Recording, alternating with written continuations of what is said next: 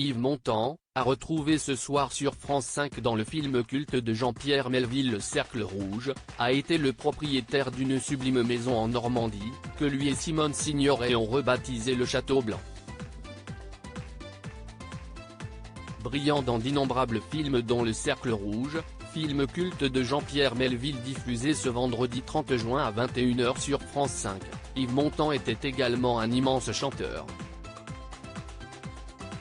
Mais il y a une troisième raison pour laquelle il était connu, son couple avec l'actrice Simone Signoret. Cette dernière avait quitté son premier mari, Yves Allégret, ils ont eu ensemble une fille prénommée Catherine, note de la rédaction, pour lui. Les deux tourtereaux se sont dit oui en 1951, avant de planifier de beaux projets ensemble. Ils acquièrent notamment en 1954 la propriété d'Auteuil-au-Tillet, située dans l'Eure, à 89 km de Paris. Une imposante bâtisse du XIXe siècle qu'ils surnommaient le Château Blanc.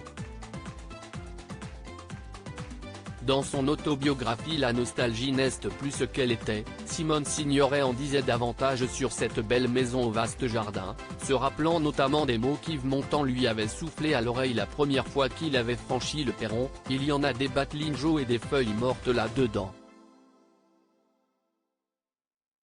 Elle ajoutait également que cet endroit représentait le luxe. Un certain luxe qui consiste à pouvoir acheter quelque chose avec le fruit d'un travail. Car oui, ce sont grâce aux salles pleines du Théâtre de l'Étoile et à la vente des disques, qu'il avait pu s'acquérir le Château Blanc. Un endroit pour lequel ils auront toujours eu une profonde admiration. Nous irons peut-être au paradis. En tout cas, à Auteuil, nous y étions déjà, déclara Simone Signoret, elle qui y décédera en septembre 1985. Comme un symbole. Cette maison, cambriolée le 13 novembre 1991, soit le jour même des obsèques d'Yves Montand au Père-Lachaise, avait été mise en vente en juin 2017 dans la salle des ventes de Drouot à Paris, comme l'indiquait Paris Match.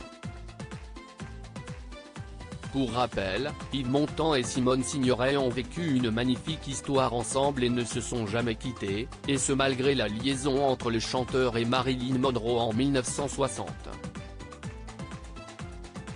La légende veut même, d'après Vanity Fair, que la lauréate de l'Oscar de la meilleure actrice dans Les Chemins de la Haute Ville se soit amusée du fait d'avoir été la cocu la plus célèbre du monde.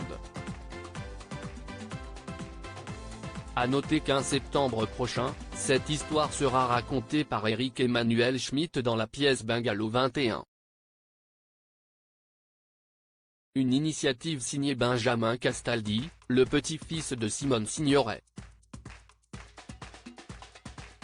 Cette dernière sera incarnée par Mathilde Seigner, accompagnée par sa sœur Emmanuelle qui jouera Marilyn Monroe.